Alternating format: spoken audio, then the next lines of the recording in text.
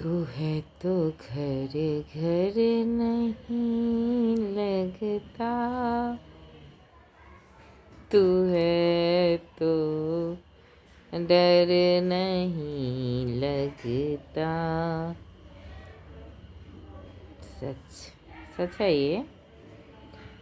भगवान पर जीवन को छोड़ दो तो जीवन सुखमय होता है, और किसी इंसान पर जीवन को छोड़ दो तो जीवन दुखमय, अति दुखमय होता है।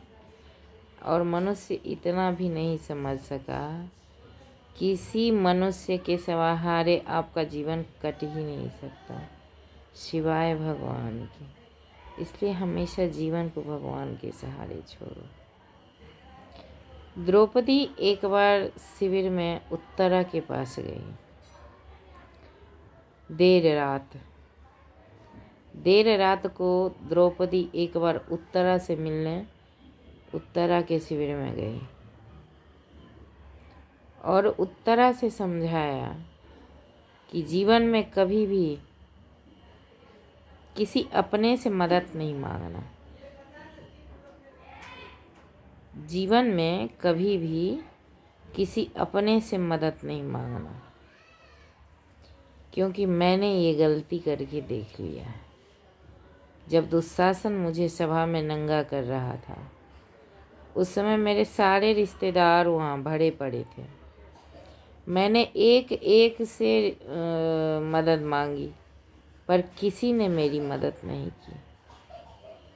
तब मैं ठाकुर से मदद मांगी और भगवान कृष्ण ने मेरी मदद तुरंत की।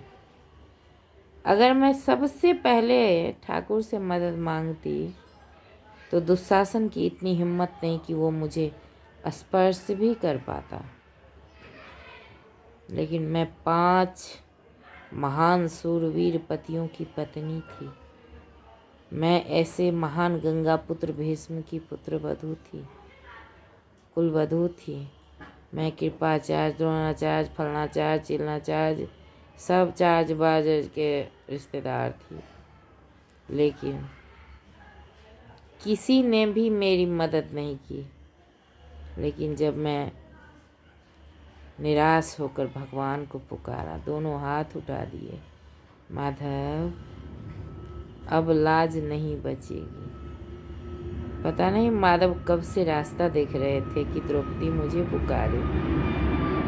भगवान ने 1 सेकंड का विलंब नहीं किया और मेरे पास मदद के लिए कब पधार गए पता नहीं। मुझे तो भान ही नहीं हुआ कि साड़ी है कि नारी है, नारी है कि साड़ी है।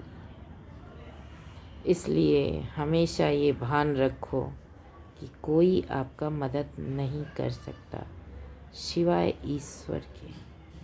इसलिए हमेशा जो कुछ भी आपको मिल रहा है वो ईश्वर की कृपा है, किसी की कृपा नहीं है सिवाय ईश्वर के।